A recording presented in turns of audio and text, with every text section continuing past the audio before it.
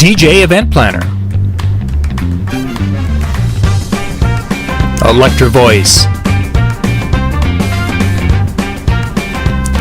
DJ Trivia and DJ Bingo, ProX Direct,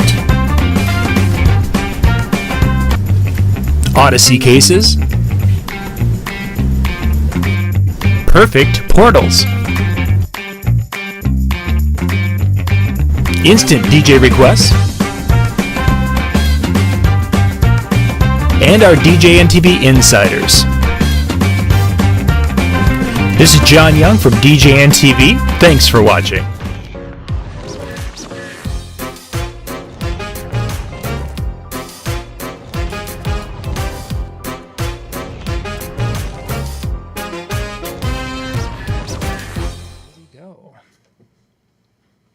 Good evening, everybody. Welcome. It feels like forever and a day since we've had an opportunity to hang out with all of you, but thank you very much for taking time on your Monday night to join us. It's Monday night? It is. Crud, my show is on. I'll see you guys later. I got to go watch my show. Well, see, now you understand why John hasn't had us do anything. Well, yeah, Big Brother. They were watching everything. There's the wild course thing, or American Ninja. I got into all those. They're awesome. Warrior Ninja things. Yeah, that running has got you going. Oh my gosh, it's like there's hills and trails and stuff and people, things. Yeah, you should just put your phone, attach it to your head, and so when you run, you can catch up on your shows then. That would be pretty cool. You should try that. Like a selfie stick, like a reverse selfie stick, where you're watching it. Where you're watching it and you're running with it. Yeah, you're running with it and you watch ahead of you. Or like the carrot on, that attaches to the head to make the horse run. Yeah. Only it's you with your phone and YouTube or streaming. Wow, that would be so awesome. Then I would be able to never miss anything ever again. It's $1 million idea. It is, and we only had to pay 37 cents. Yeah. Emu. Excellent. So, gentlemen, tonight I want to dig into controversial music. We've had this forever. There's been songs, there's been artists, there's been things that have been controversial that have been part of our jobs and such. And there was another that has kind of reared its face here in the last about a week to 10 days. And I wanted to kind of dig into that a little bit because there's a lot of DJs, and my sons are included in this, that they've just started in the last couple of years, and they haven't really had to deal with this because there hasn't been a ton of stuff. I mean, really, prior to this last incident, we'll talk about that specific. I mean, really, I would be going maybe back into R. Kelly as the time when an artist recently has been, controversial or became something that would be a person to avoid at an event. So I kind of wanted to dig into that a little bit and talk about that. And there's going to be people mentioning in the chat room some of the songs and such that fit into this category that are ones in controversial songs. There's going to be songs that are inappropriate. I think we can all agree that there are songs that are inappropriate. Most of us are wedding DJs, so we're going to talk about our audiences in general as a mixed crowd. And there's going to be songs that are inappropriate. I think that we can talk about inappropriate songs from an artist that people, whoever the artist is, they really don't care, but the song is just something that's not appropriate, whether it's the version or the whole song track itself. And then I think there's times where we have like the R. Kelly, where you have someone who maybe created some really fun music for us at one time, and now it becomes kind of this, okay, now what do I do? Do I now, or do I have to dump it, or where am I at? So, but I wanted to start off by thinking back, when was the very first time that some artist or something happened and it became somebody came up to an event and said, I don't know if I play this here because that, and the other thing happened. Think back. What was the first time that happened to you guys? I'll share. The first. Go ahead, Dan. I guess I'll go first. The first time I ever had it at an event was R. Kelly, but it wasn't the most recent time when everything really got ugly for him. And all that, but it was kind of like the first accusations when things were really starting to come out. This is, I don't know, 5-6 years ago now. and somebody just came out, and there's somebody like I was like thinking about playing it, but I wasn't sure. And so like I had two people who came up at the same time, and one requested and the other one was like, really? So it was like I didn't fortunately like somebody else kind of played that role for me for it. That's the first I can remember somebody specifically saying something at an event for it. Cubbie, what was one of your early ones? I'd have to go with Dan. I think it's R. Kelly, because MJ, Michael Jackson, he was controversial in a way, you know, with some of the allegations. He was never really ever convicted. I don't think he kind of settled out of court and stuff. Mm-hmm. I don't know a whole lot of the legal drama, but it was like between MJ and R. Kelly in the past, it's been the two that I've kind of talked to clients about in my consultations on whether you want to do it or not do it type thing, or, you know, what are you feeling? Especially when it came out, and if my brides were socially conscious about offending somebody or something of that nature, I just like, what are your feelings? And I always tell my brides and groups, I always tend to err on the side of caution, because you never know, you're not intentionally offending anybody, but there's just great dance tunes, and there's no, you know, there's no connotations whatsoever, you know, in some of those songs, but they're just great dance songs. Yeah, they're great party tunes for surely. My first experience with someone coming up and pointing it out, complaining, what have you, was Gary Glitter in the late 90s, early 2000s, when he was having problems with sexual assault on some young people. That was the very first time, and I had used Gary Glitter for, at that time, kind of a bumper music for if we were getting ready to do the garter or something to that effect. You know, I was using it behind while I'm talking and having that or maybe something for the introduction, if I was waiting and getting the wedding party lined up and I wanted to build energy. It was used in that, and I had someone come up and say, you know what he's being accused of, right? And it's like, kinda, you know, I'm not watching the news. I'm DJing 5 nights a week at that time. I don't have time to watch the stinking news. And so that was definitely my first time of that. Prior to that, you know, kind of comparing or contrasting a controversial artist to songs that were probably one of the most controversial songs early or during that period of time, or even ahead of that, would have been Clarence Carter's "Strokin'." That, you know, that would be the one that there was like, oh my gosh, I want this song. It's the greatest song ever, and you got to play it. And then you'd have the people on the other side who's like, you know, that song's really offensive, and I'm really offended by that particular tune.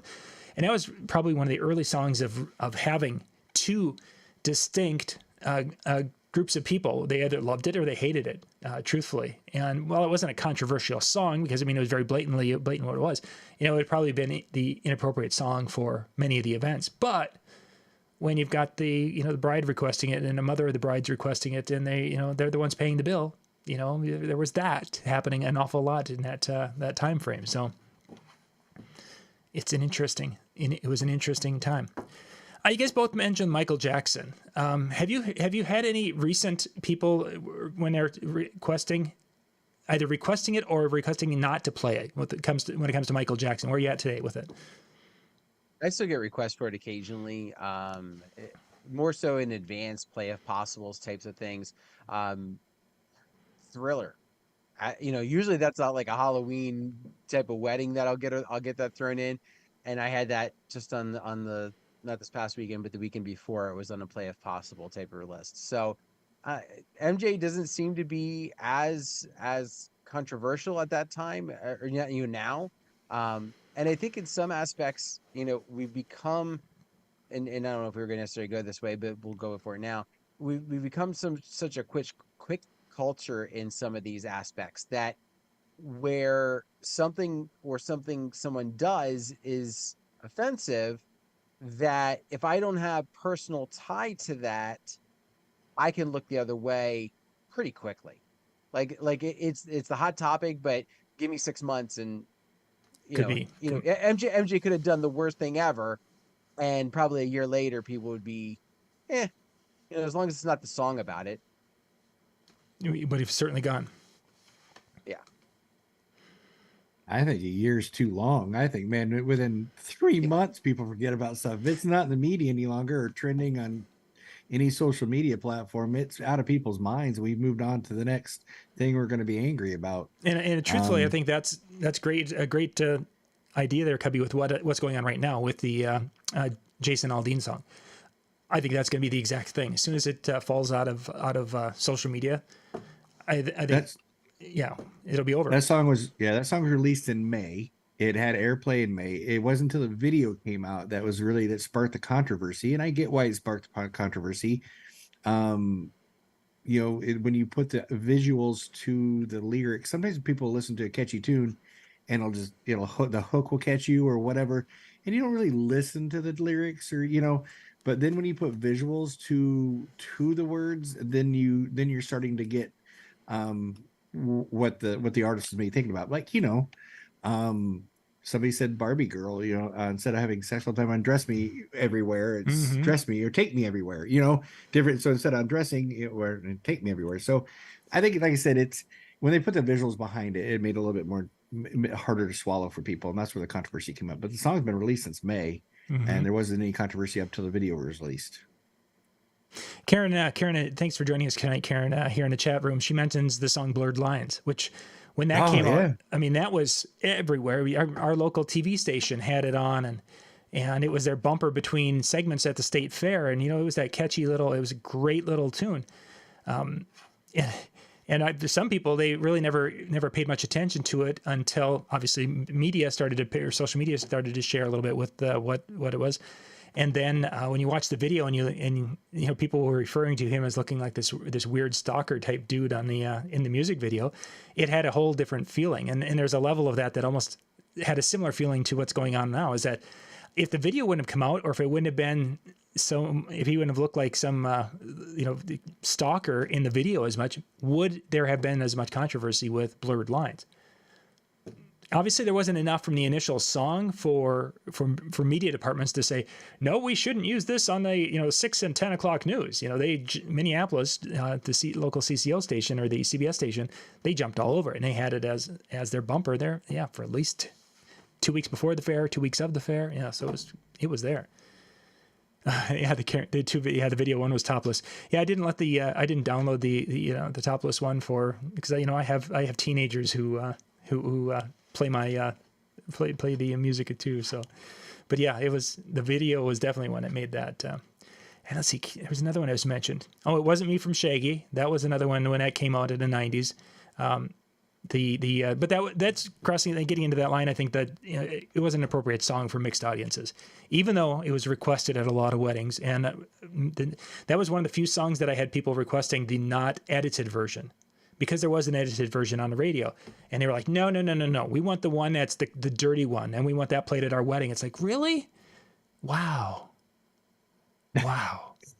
That's like Cardi B and WAP. I'm like, okay, edited, unedited. It'll be later in the evening, but that's one of the songs that when things start trending, you've got to approach, because you don't want to want to bother your couple in the middle of a dance party. You don't want to ruin their night, like always going up to them, hey, what do you think about WAP? You want to be unedited?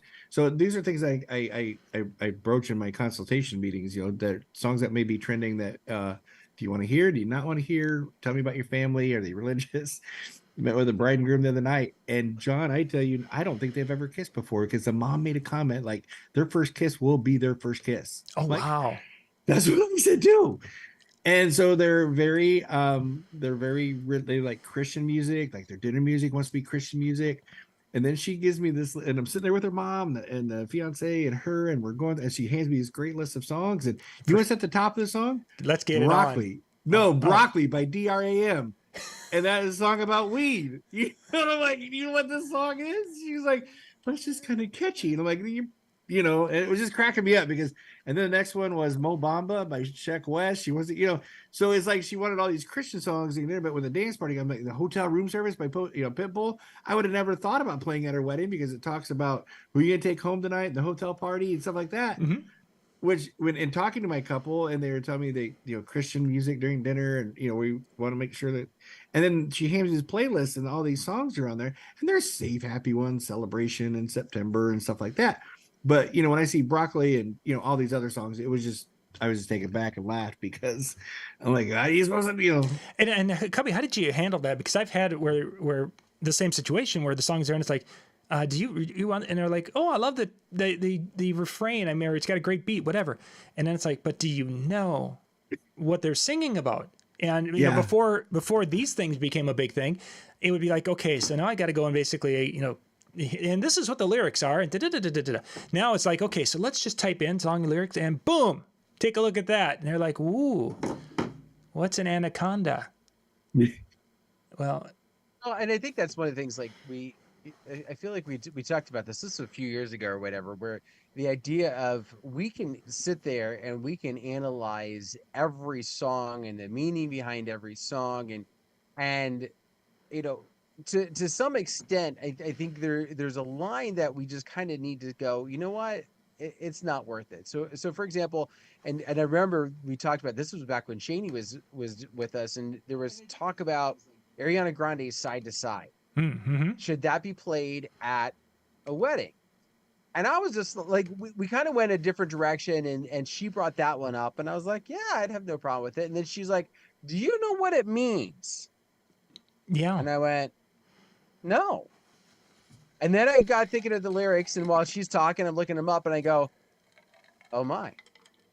So I think it's one of those where this is where it becomes important for you to have your finger on what's going on culturally around you, right? Whether you have the conversation with your couples, which I think is absolutely important, or whether between when you met with them and the event date, something blows up.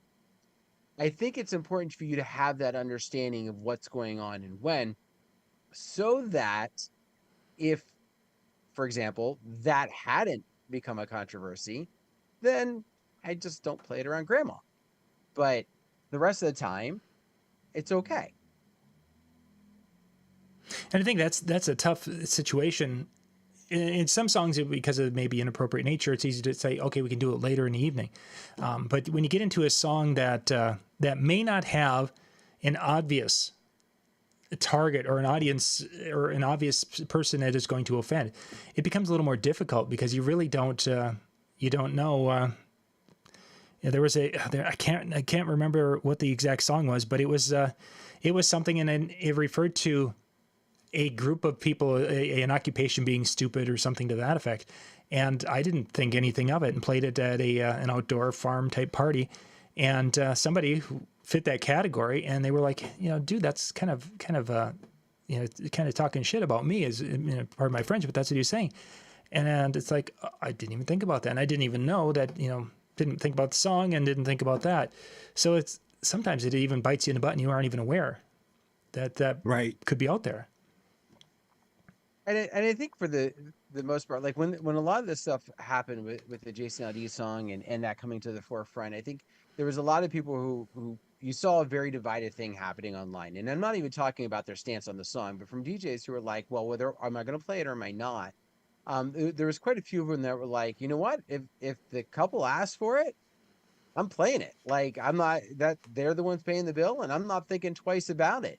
And yet other people who are like, you know, I'm going to have that conversation, or I'm definitely not going to go there unless I have to, because there's going to be other people in the audience. And I think it comes down, we can take it from that standpoint. We can also take it to that inappropriate piece. Like when we talked about the inappropriate song, you know, I have a stance on where I am with my company. Like my company and who I am, everything I have is a clean edit, right? There's not, I don't have the conversation with my couple, do you want clean or edited? There's no other option with me, right? So when it comes to that, because I don't want somebody to hear that and think that's a reflection of me. Sure. So I think that becomes the idea that you almost need to take with a lot of these pieces as well is, first off, do you personally feel comfortable playing this?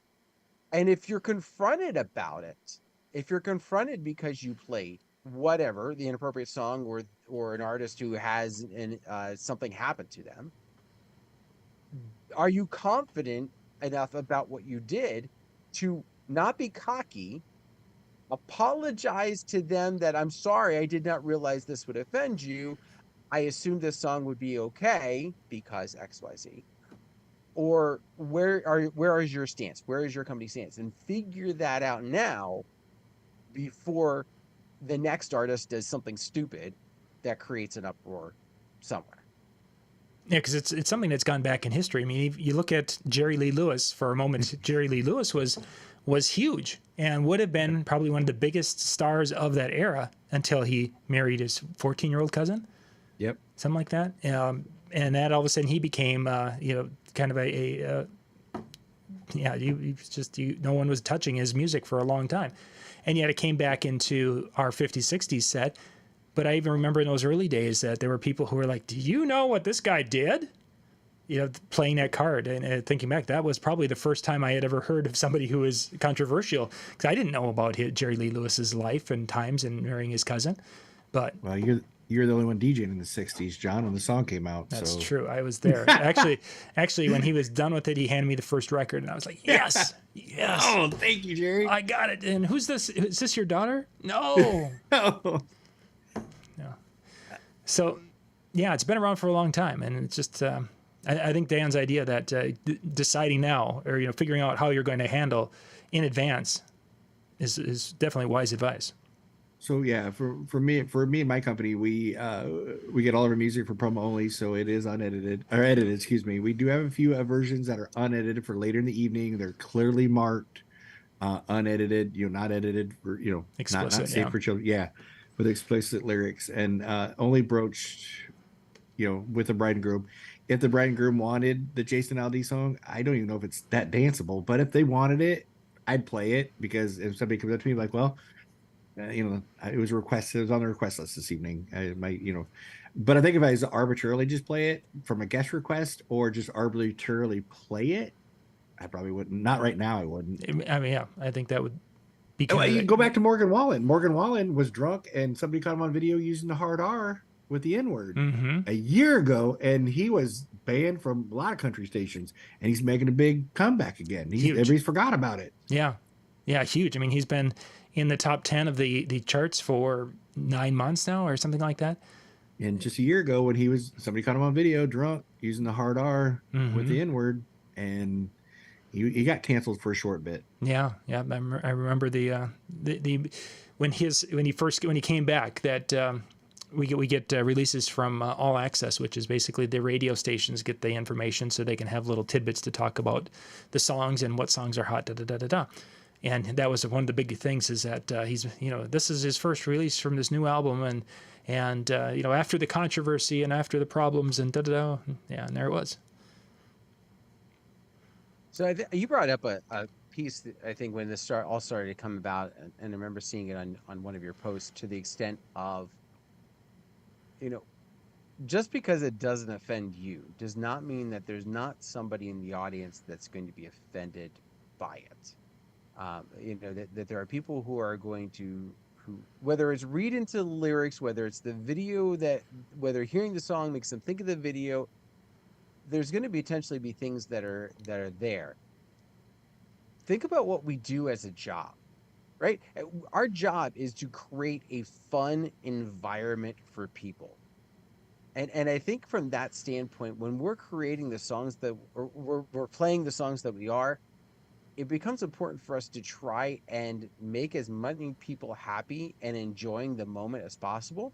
So avoiding a song that's going to bring up bad memories for whatever direction, I think is something that we need to at least consider. I know one of the questions I ask my couples, like when I ask them for a do not playlist and they give me none, I'm like, listen, I just want to make sure, is there any songs that bring up bad memories? Maybe a song from an ex. I don't care. Yep. But I don't want to play it. And occasionally I'll get, and usually what it ends up happening is one of their aunts or uncles is divorced and they don't want their wedding song being played. Okay, that's easy enough usually.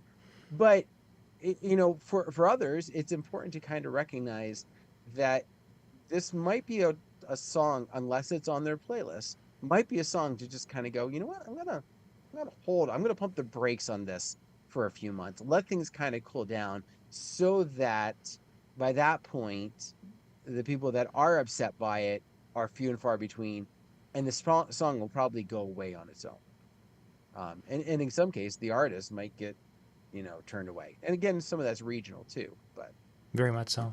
But I think that that idea of their I just lost this train of thought here because I saw something on chat.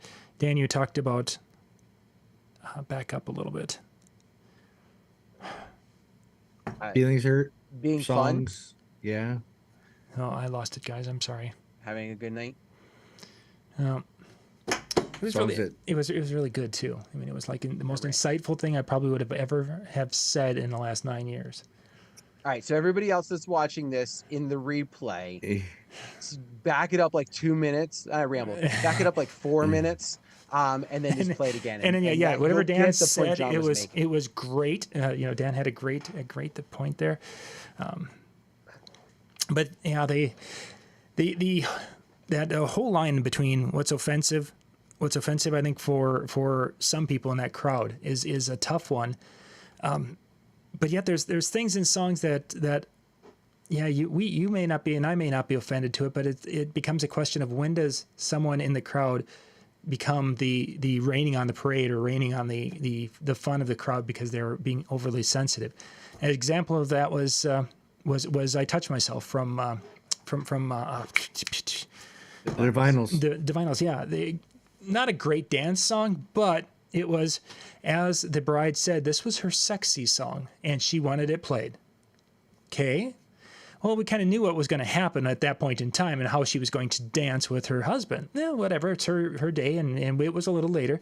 Well, there was an aunt who's like, do you know what this song? It's talking about masturbation, and that's not something you should be playing at a wedding. And it's like, but the bride requested it, and I don't see her out there doing that. And if it is, it's her day. She can do whatever the heck she wants. Probably wasn't the best way to handle it, but it was one of those things that 99.9%, one person in the room was upset about it. The other ones were laughing and having fun and cheering her on, in essence. And it becomes a situation is that, okay, people can be upset about it, but where do you draw that line of who's going to ruin the party because they're being hurt by it when it's, they're in the extreme minority in that case. But isn't it always that one family member that ruins everything? Whether it's the one song they don't like, or whether it's the one dish they bring to the potluck on Thanksgiving. Well, that's or usually they just ruin your. Yeah, it's that one family member that ruins Thanksgiving no matter what. Whether it's a wedding, Thanksgiving, Christmas, that one family member is ruining everything. Yeah, I try to do that. I like to be that person. It's fun. Yeah,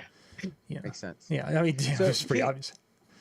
Looking back in the chat here, Casey, if a song is not on the couple's do not play list, isn't it fair game to play? I mean, we shouldn't deliberately sabotage our dance floor, but if it's a banger and it hasn't been pre-banned, go for it. who said that? Casey. Casey Sound. Casey Coker? No. Casey out of No. Kansas A City. friend of mine that's like 3 blocks away from Oh, me not now that. watching Okay, that this. one. Oh, Okay. is that the guy that joined us on the show? Yeah. Oh, I thought it was Casey Coker. I was gonna make fun of him for using banger.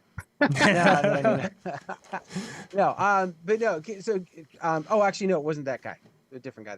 Okay, my bad. But Sorry. still, anyway, I kind of disagree with that too a little bit. And Keith, you and I can have a one-on-one over a beer sometime and chat. The kind of difference in that. But I think there's a time and a place to really consider it. And to what John's point of, could this offend the one aunt because she's, kind of watching that borderline, I think is very different than something that is on everybody's mind. Like when everything happened with R. Kelly and everything was like so, like, was in the news, there was like no way around it. Like, this was the deal. I wasn't going anywhere near any of his songs. Unless I absolutely had to, I was not going anywhere near it because it was going to potentially bring up bad thoughts. Possible, yeah. For potentially somebody who maybe has gone through what, his victims did, right? But now we're kind of removed from that to the point that his songs don't immediately make us think of him, to make immediately think of what he did. So it's a little different, right? We're farther removed from it. Not saying that somebody can't still have that response, but I think it's not with the same expectation as it would have been when it first happened. But I definitely see Casey's point there as far as if it isn't on the list, and if you've had the discussion, I think that's an important part, because there might be some songs if something something happened to Bruno Mars, and Bruno Mars stuff is still does well, and it's like, okay, hey, let's have this discussion and say, Bruno was eating like 4 Twinkies. He was like hopped up on Twinkies. It was really bad. You saw it on TikTok and coming out his ears, everything, whatever. You would have to have that discussion and basically have them, I think, give you a yay or nay beforehand, if it's possible. Obviously, not every situation is, but I think a person would want to handle that, because if we can't play again a Bruno Mars, and if it's the right age group and the right crowd, that takes off some big hits there that really are dance floor filling type songs. Or if Pitbull all of a sudden does something weird, and now we've got to deal with how many songs does that take out that potentially could be a great crowd motivating thing. Billy Ray Cyrus, think about that. If we had to take Billy Ray Cyrus out of our rotation, oh my gosh, half my night's gone. You're welcome. Glad you didn't say the other band that I was getting there. I'm going there next. So Huey Lewis, yeah. They would never do anything right. They would never do anything wrong. They wouldn't do anything wrong. There's the thing. So that's why I got to change it up a little bit. Yeah. So here's the question that I do have for you. So let's assume for a second that you had that discussion with the couple, because it's what's on everybody's mind at the moment, and you're at the event and you play this song. It's not on the request list, right, necessarily, but you have a person in the audience who requests it, and the bride and the groom, either your couple rather, when they met with them, they said, you know what, we don't care. You want to play it, right? You play it. Now you have 2 or 3 people that come up to you upset. What direction do you go? How do you handle that? Because to me, I don't like confrontation. Mm-hmm. I could see that. Yeah. So to me, I don't want to do that. I don't want to be in that position because I don't want to be confronted. And maybe that's why I have some of the stances I have. What would you do? I would still be very cautious and probably have erred on the side of caution. I mean, to be very honest in this, I would be overly conservative with my music, and I have been. That I would not go and try something. That's if I've got a gut feeling that it could be something that would step on anyone's toes, unless there's a demand for it, I'm going to stay away from it. If I would have done something and somebody's offended by it, and it's legit, I mean, I'm going to be apologizing profusely that I'm so sorry. I didn't think about it. I was focusing on the tempo and the energy, and I didn't even think about this person, flosses their teeth with, whatever of their enemies. And I forgot all about that. I'm sorry. And try to make it, basically, they asked for forgiveness type of thing as much as I could. And you talked to your bride and groom about this, and they okayed it. They weren't one way or the other, and they were, or you. It wasn't on a list, but they're okay. They're nonchalant about it. I don't know. I'm gonna be honest. I mean, if they didn't care, and it is a great song.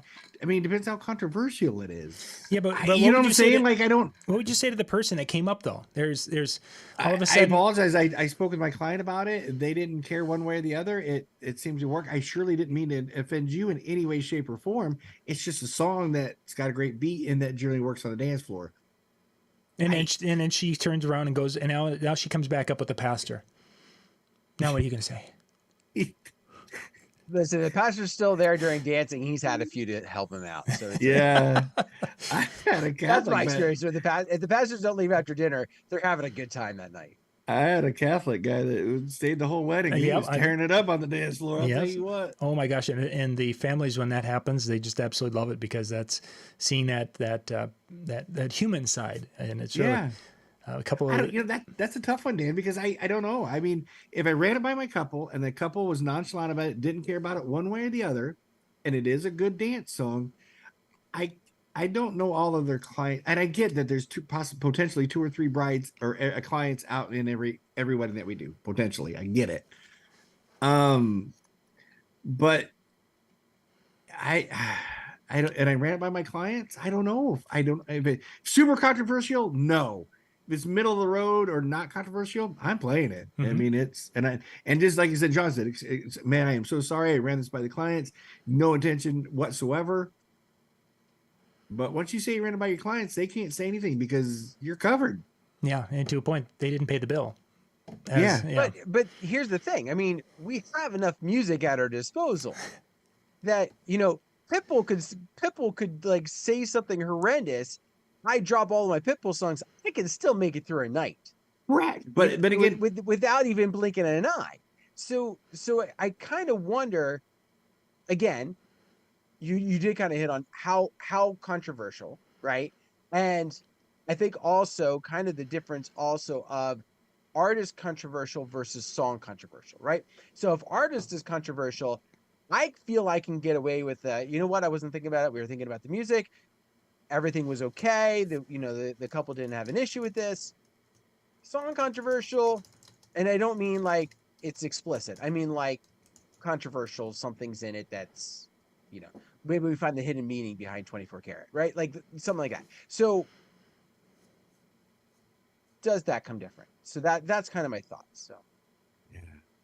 I like to play dumb, act like you don't know. Don't speak the language. I just man. push buttons. Yeah, I just push No, buttons. no habla. I don't habla. I'm yeah, sorry. I'm sorry.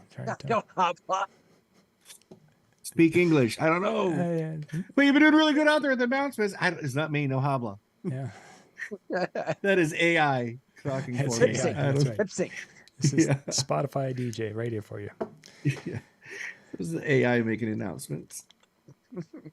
So one last area I want to hit before we wrap up when it comes to the controversial side of it, and I've had this off and on over the years, is sometimes the venue people will have a little, especially if it's a venue where it's maybe open to the bar area, and they will ask to have music, have some influence in the music, i.e. making sure that that clean music is played or something that's not going to offend their crowd. I've had that over the years, that the venue has had some input into this. How much would you let a venue have influence over your show, over the clients, when, again, a venue is someone who could possibly refer you to future couples if you are playing things like they like to have them played, clean music in this example, over your couple who is the one who paying you for this event? How would you handle that situation? Go Cubbie. I was looking at Cubbie. I thought you wanted to take it first. I got an answer, but I want to give you a chance here because I've talked a lot tonight. So I'm torn because I am an advocate for my couples, and I've got a venue that likes to dance outside. We're not talking music, and I'm like, what does the contract say? Because it divides the party in 90-degree heat in July. And dancing outside is not conducive. So I'm very advocate for my couples, and I don't think I'd let the venue, if a couple wanted it, I'd be like, look, this is what they want. You know, what is it? You know, I can't control what my couple wants. I control, and whatever my couple wants. If they want all, you know, polka music, they're getting all polka music. If they want all whatever, I know I got to go back there, and I may even address it with my client. Go, hey, look, I've been to this venue before. I got to go back. I don't really want to make, poking you with a stick, but let me tell you ahead of time, if there's like sound requirements there, or stuff like that. Does that be just music? It could be any of the venues. I'm client facing to a certain degree, but I also got to go back to that venue. Mm-hmm. Damn, these are some good questions tonight, y'all. I guess it's situational. You know what I'm saying? It's do I like the venue? Do I want to go back to the venue? Mm-hmm. And that's the tough one. I've run into that a couple of times where the venue has had some influence, whether it's the shutdown time, having to shut down 10 minutes earlier than what the contract is, or music has happened in the past, or volume. Volume's a big one that has come up, and you either play by the venue's rules, and you got the couple on the floor. They're like, "Can you turn it up a little bit more?" And you're like, "Sure." And your hands above the knob, and you're not touching the knob, but you're like, "I'm turning it up, pushing the sliders." But you didn't touch the board. So my philosophy is their house, their rules, right? So now I will say there are some situational things that does not fly. So for example, if they're requiring clean music, I'm gonna, we've already had that discussion, but let's assume for a second I wasn't in that position. I would be like, okay, I'm gonna cater to that aspect. The volume piece, I'm gonna cater to that piece, assuming that it's legit. Like there was one place that's no longer in existence, but it was a tent in the middle of town. It was the stupidest place ever for a venue because the second you get into open dancing, the neighbors were calling and complaining. So they actually had like a dB meter that they would like abide by, because if not, they were dealing with a lot of complaints, and that's eventually what pushed the place out.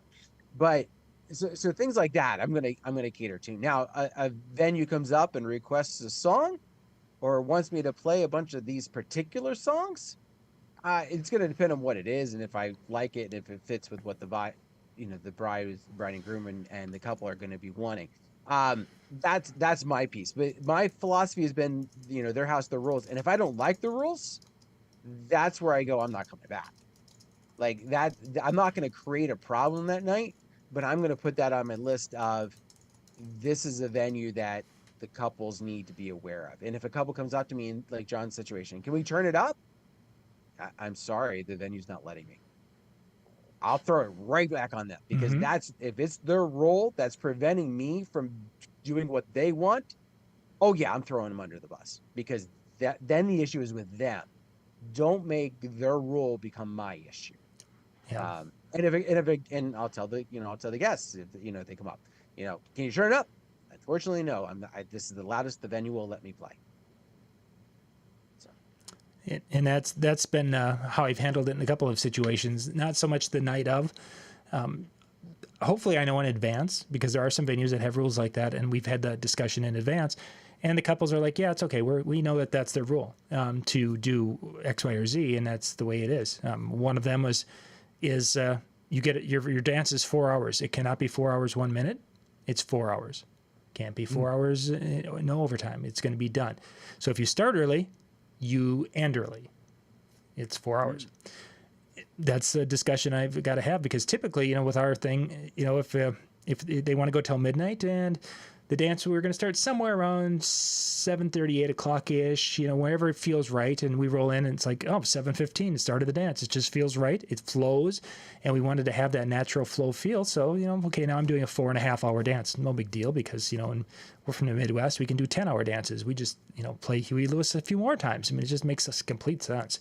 But the idea behind that is that when they, 7:15, now you're done at 11:15. One more. No, there's no more of that, because he's going to come out here with a fire extinguisher and soak my ass if I do that. So, and he literally 4 hours did of that. dancing, or 4 hours dancing. Yep. Nope. 4 hours dancing.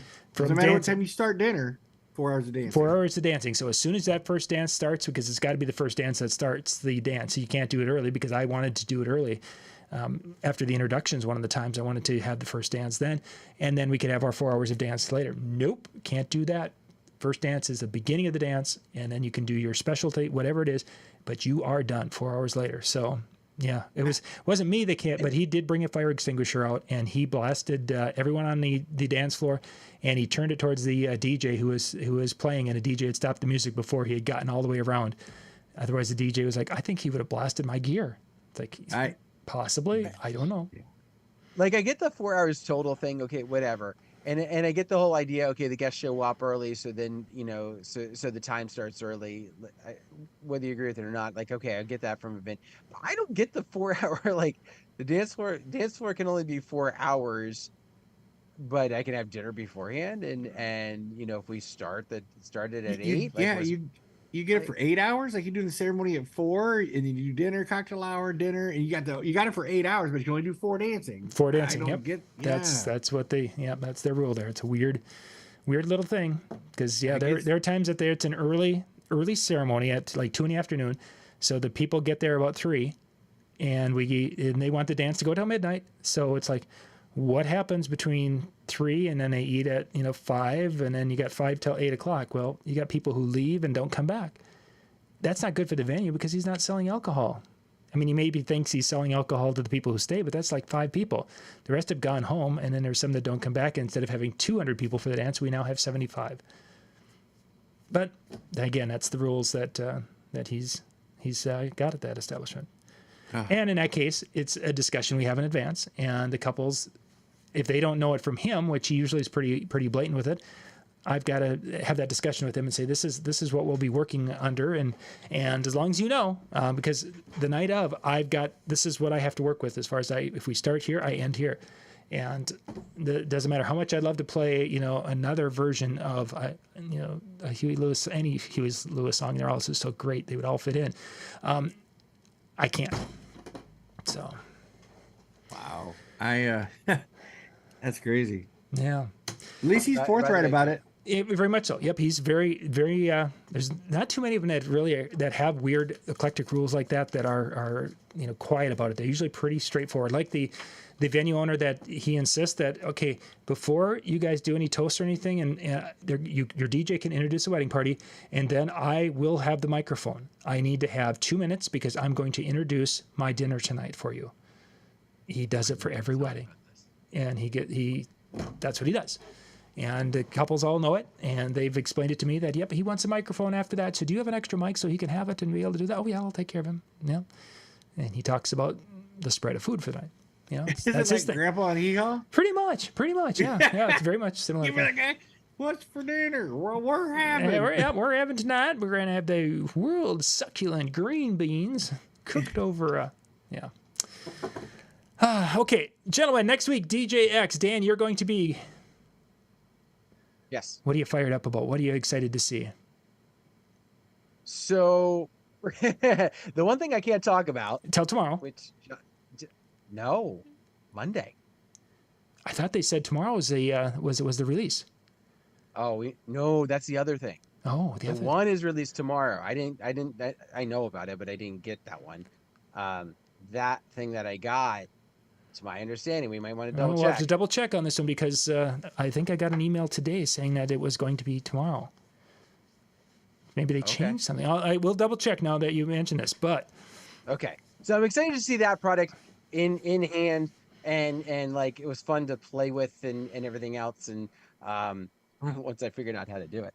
But that's one thing I'm excited about seeing a little bit more and kind of seeing the talk about it. I'm excited to see some of the lights. I'm wanting to see, the tube lights. Like I've been wanting to see tube lights, but I haven't seen them in person yet. So I'm wanting to see that. I'm excited about I'm excited about Mike Walter's seminar. I'm hoping I can get down there fast enough on Monday because I'm not leaving till Monday morning to get down. So I'm excited about that. I will say this. I'm also this Tuesday morning, they are doing a seminar. I think it's the earliest ever in DJX history, right? It's like 8 a.m. They're having a seminar, and it's like a round table, just kind of like discussion type of piece. And Big Daddy has promised me free coffee. So I'm planning on being there to help me get through that. From that standpoint, there's a lot of great different pieces on there. They're being timely this year with AI. Like there's that Jock, I can't remember his last name. He's a Canadian guy who's presented the last couple of years. He's got almost every day it's something to do with AI or how to utilize AI or how to use, that kind of piece. So I'm excited about that. And then I am excited about the parties. The parties are going to be a little bit different in some aspect, but they're doubling down on Wednesday nights, like the 50 years of hip hop. And they're having, like, for those of you that know some history of hip hop, they're having some heavy hitters that are spinning. Like, it's not the Scribble and Friends party anymore. Scribble's there and he's going to spin, but it's going to be Grandmaster Flash and and I'm blanking on names, of course, because I'm fried at this point. But check it out if it's there. It's all over there. Yeah, just go to DJ. I don't remember if it's the DJ Expo or something like that. It's not DJ Expo anymore. It's the DJX or something. DJX Show. Yeah. DJXShow.com. That's it. Yeah, if you type in thedjexpo.com, it still takes you there. So that's how I get there. Well, I did that. It took me like last year's show. Oh, it did. Oh, look at that. Yeah. Wow. 2022. So well, no wonder why everyone's getting ready to go next Tuesday. Dates are off. Anyway, so yeah, go find it out wherever it is. I guess I didn't pay enough attention to it. Wouldn't be the first time. There's a lot of great things on. Thank you, Karen. Yeah, Jordan St. Jacques. I thought Jacques was his first name, but yeah, Jordan St. Jacques is doing a lot of AI stuff, and that kind of thing. So there's a lot of great seminars. There's a lot of great gear that I'm excited about seeing. I haven't seen the official list of the vendors that are going to be there, the manufacturers, but I did hear rumor that there's a few that are coming back that haven't been there in the past couple of years. Nice. So I'm crossing my fingers that And that's Karen the from case. Perfect Portals will be there, and you guys can stop in and say hi and shake her hand and give her a hug, and she'll tell you all about how to make your DJ event planner system work and work better. I got my phone call coming up to her later this week. She just doesn't know it yet.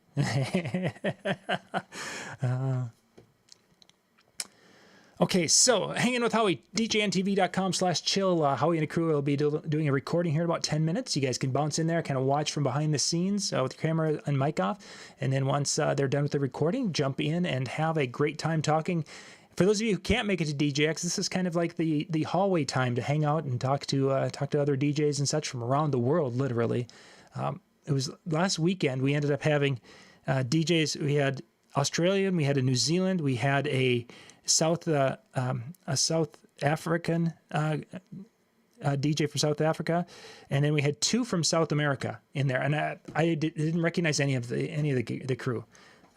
Just kind of a neat spot where people from literally all over the world can come and ask questions and share. So jump on that and check that out. Again, DJNTV.com/chill. And then tomorrow night, we'll be running one of the recorded shows at the 9 o'clock spot. 10 o'clock will be the weekly recording of the Tuesday Night Music Show. Again, DJNTV.com/chill for the recording of the show. So Before I forget, because John Colley will get mad at me if I don't at least mention it, Tuesday night, if you're looking for something to do, Irish Pub. We're going to be back there hanging out, just kind of chilling. Nice chill event where you don't have to be yelling over people's heads to be able to have a nice conversation with other DJs. So again, that's going to be Tuesday night at 8 o'clock is when it's going to kick off and go until Irish Pub says no more. And the cool thing about the Irish Pub is they've got pretty good food and such. It's really kind of a quirky little small place to hang out and have that intimate conversation.